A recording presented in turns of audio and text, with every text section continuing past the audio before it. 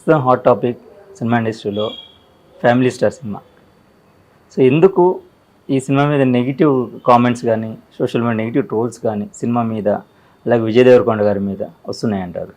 ఏమో సినిమా వాళ్ళు ఒక ఎక్స్పెక్టేషన్తో తీశారు, అది అటు ఇటు కాకుండా అయింది. అది ఫ్యామిలీ సినిమా కాదు, ఇటు వేరే అంటే ఏదో అనుకుని తీసి ఏదో అనుకుని మొదలెట్టి ఏదో రకంగా కథలో కాస్త అటు ఇటు అయిపోయింది. దాంతో ప్రేక్షకుల డిసప్పాయింట్మెంట్, దాన్ని ప్రేక్షకుల డిసప్పాయింట్మెంట్ అయితే విమర్శలు చేయొద్దని తిట్టద్దంటే అది ఆ రైట్ మనకు లేదు. అది దిల్ రాజు అయినా రామనాయుడు గారు అయినా ఇంకెవరైనా సరే సినిమా తీస్తాం మన ఇష్టం, మనం తీయటం మన ఇష్టం.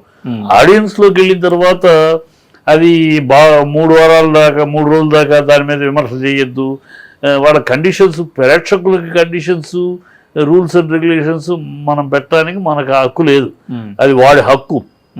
వాడు డబ్బులు ఇచ్చి కొని సినిమా చూస్తున్నాడు, వాడు నచ్చింది అంటాడు, నచ్చకపోతే వాడు తిడతాడు. దానికి సిద్ధపడే మన మెచ్చుకున్నప్పుడు ఆహా ఓహో మన సినిమా మెచ్చుకున్నప్పుడు మనం ప్రేక్షకులు దేవుళ్ళు అంటాము. మనం తీసిన సినిమా నచ్చలేదు వాడంటే మనం వాడిని కండిషన్స్ తిడతామా ఏంటి? తప్పది. అది అనవసరంగా దిల్ రాజు గారు దాని మీద రియాక్ట్ అయ్యి అనవసరం లేనిపోయి ఇంకా బ్యాడ్ చేసి దాని వరకు వెళ్ళి ఇంకా బ్యాడ్ తెచ్చుకుంటున్నారు తప్పితే ప్రేక్షకుడు వాడి ఇష్టం. నువ్వు సినిమా తీసేటప్పుడు నీ ఇష్టం, ప్రేక్షకుడిని అడిగి తీయవు కదా సినిమా. నువ్వు నీకేం కావాలి నీ ఇష్టం, నువ్వు ఎక్స్పెక్టేషన్ ఇలా అయితే బాగుంటుంది ఇలా అయితే బాగుంటుంది తీస్తావు. అది నువ్వు అనుకున్నది వాడికి నచ్చలేదు, వాడు బాగాలేదు, వాడు డబ్బులు పెట్టి చూస్తున్నాడు.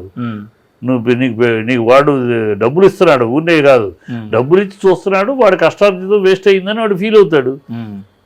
ఫీల్ అయ్యి మాట్లాడతాడు బాగాలేదంటాడు, బాగుందంటే బాగుందా సినిమా నెత్తిని పెట్టుకుని మాట్లాడినప్పుడు ఆహా అని మీరు పొంగిపోలా, ప్రేక్షకులు మా సినిమాని ఆదరిస్తున్నారు ఆహా ఓ అని వాళ్ళకి దండాలు అన్ని పెట్టట్లా. అలాగే బాగాలేనప్పుడు తిరిగితే భరించాలి. అది బాగాలేదు సినిమా, బాగున్న సినిమా అనేమి వాళ్ళు దాంట్లో ఫ్యామిలీ డ్రామా అంటూ మొదలెట్టి అది ఫ్యామిలీ సినిమా కాదు, ఇటు అల్లరి సినిమా కాదు, ఏ సినిమా కాదు, అటు ఇటుగా అయిపోయింది. సో దేవరకొండ పాపం ట్రై చేస్తున్నాడు. దేవరకొండ తను ఫ్యామిలీ లైన్లోకి వెళ్ళాలి, ఎందుకంటే గతంలో తన ఫ్యామిలీ డ్రామా సినిమాలు ఆడినాయి, గీతా గోవిందం ఇవన్నీ ఆడినాయి. సో ఆ లైన్లోకి ఏదో వెళ్ళాలి, వెళ్ళి సక్సెస్ తెచ్చుకోవాలి అనుకుని ట్రై చేస్తున్నాడు. ఆ ట్రయల్లో ఎవరు తప్పు కాదు. ఇది ట్రయల్లో ఒకటి ఇలా అయితే బాగుంటుందని ఊహించుకుంటాం. ఇమాజినేషన్, సినిమా అనేది ఎక్స్పెక్టేషనే. ఇలా అయితే ఈ ఆడియన్స్కి నచ్చుతుంది, ఇలా అయితే బ్రహ్మాండంగా ఉంటుంది, ఇలా అయితే ఆహా అనిపించుకుంటుంది అని మనం ఒక నమ్మి తీస్తాం. అది ప్రజల దగ్గర ఆహా అవ్వచ్చు, చీచీ అవ్వచ్చు. అది మన ఎక్స్పెక్టేషన్ సక్సెస్ అయితే సంతోషం, ఫెయిల్ అయితే సర్దిద్దుకోవాలి, నెక్స్ట్ మనం జాగ్రత్త పడాలి. అంతే తప్పితే వాడిని విమర్శించేవాడు అని వాడిని తిట్టడాలు, వాడి మీద కేసులు అయితే అనేది తప్పు, టూ మచ్. ఇప్పుడు పెళ్లి చూపులు సినిమాలు విజయ్ దేవరకొండ గారికి, తర్వాత అర్జున్ రెడ్డి సినిమాలు విజయ్ దేవరకొండ గారికి అసలు సంబంధం లేదు ఆ రెండు క్యారెక్టర్స్. సో రెండు క్యారెక్టర్స్ని అద్భుతంగా చేశారు. మరి తర్వాత చూసుకున్నైతే ట్యాక్సీ వాళ్ళ, ఆ తర్వాత వచ్చిన గీత గోవిందం. సో గీత గోవిందంలో ఒక క్లీన్ క్లాసిక్ హీరోగా చూపించారు. సో పరశురామ్ గారు అద్భుతమైన స్క్రిప్ట్, రష్మిక మందన్న అన్నీ కలిసి వచ్చాయి సినిమాలు. అయితే ఇప్పుడు అదే కాంబినేషన్ రిపీట్ అయ్యింది అనేసరికి ఆటోమేటిక్ ఎక్స్పెక్టేషన్స్ ఖచ్చితంగా ఉండుంటాయి ఫ్యామిలీ స్టార్ సినిమా మీద. అయితే ఈ కథ వాస్తవానికి ముందు గీతా ఆర్ట్స్లో అల్లు అరవింద్ గారి నిర్మాతగా, నాగ చైతన్య గారు హీరోగా అనుకున్నారనే మాట అందరికీ తెలిసిన విషయం. నాగ చైతన్య గారు కూడా పరశురామ్ గారు నా టైం చాలా వేస్ట్ చేశారు, ఆయన గురించి మనం మాట్లాడుకుని వేస్ట్ అని ఒక ఇంటర్వ్యూలో కూడా మాట్లాడారు.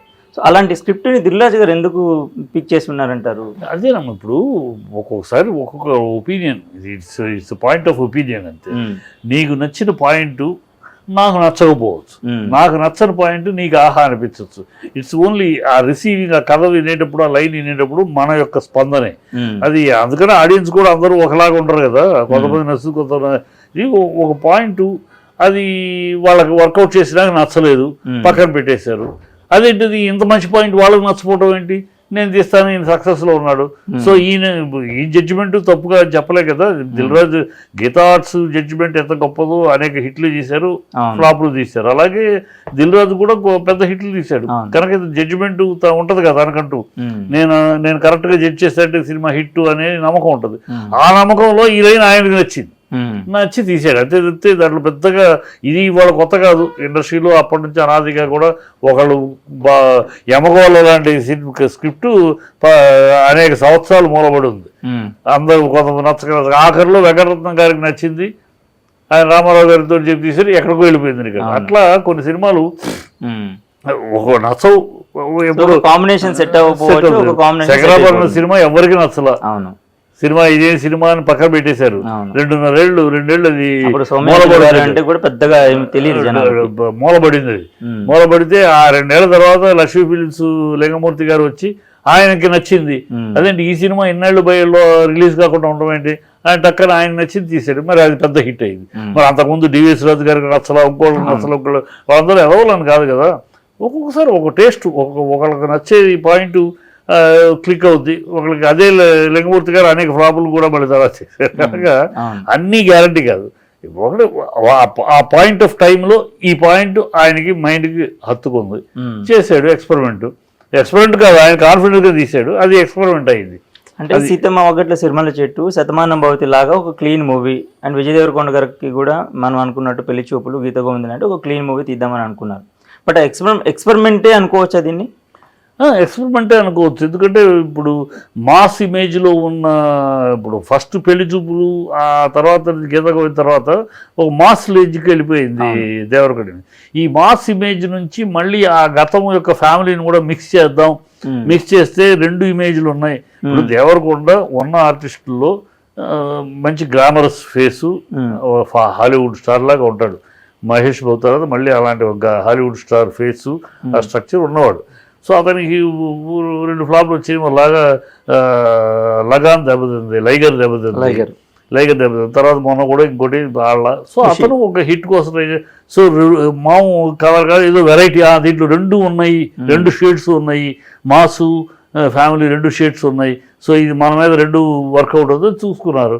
అది అటు ఇటు కాళిదాస్ కవిత్వం కొంత, మన పైత్యం కొంత అన్నట్టు అటు ఇటు కాకుండా అయిపోయింది. సో అది ఒక్కోసారి అవుతుంది. అది దానికి ఓకే, ఇట్స్ హ్యాపెన్స్. మళ్ళీ నెక్స్ట్ ఏంటి అని ఆలోచించుకోగలిగితే దాన్ని బాగాలేదన్న వాళ్ళు అందరూ వెదవులు, బాగాలేదన్న వాళ్ళని తిడతాలు. 3 రోజుల దాకా అసలు విమర్శలు చేయకూడదు. నువ్వెవడు చెప్పడానికి విమర్శ చేయకూడదని? నేను డబ్బు ఇచ్చి నేను సినిమా చూస్తే నా ఇష్టం కదా. నువ్వు ఫ్రీగా చూపించి తిట్టద్దు. సినిమా చూడయ్యా, సైలెంట్ నోరు మూసుకు వెళ్ళిపో, నువ్వు ఫ్రీగా చూపించు, నో ప్రాబ్లం, ఎవడు మాట్లాడు. నువ్వు ఫ్రీగా చూపించట్లేదు కదా, టికెట్లు తెగాలి కదా నీకు. అది ఒక ఎక్స్పెరిమెంట్ అనే అనుకోవాలి. ఎందుకంటే 2 రకాల ఇమేజ్ని కలిపి కథను తీసుకెళ్లాలనుకున్నారు. అది దేవరకొండ మీద ఎక్స్పెరిమెంట్ అవ్వదు అనుకున్నారు, ఎందుకంటే 2 రకాల ఇమేజ్లు ఉన్నాయి కనుక. కానీ అది ఇప్పుడున్న పరిస్థితుల్లో అతని మీద ఎక్స్పెరిమెంట్ అయింది. అయితే ఇక్కడ ఇంకొక పాయింట్ కూడా మాట్లాడుకుంటున్నారు సార్. జనరల్గా ఏంటంటే ఇప్పుడు లైగర్ సినిమా టైంలో ప్రమోషన్స్లో ఆయన కాళ్ళు అలా చూపించి కాళ్ళ మీద పెట్టి మాట్లాడడం, ఆ ఫంక్షన్స్లో, ప్రమోషన్స్లో.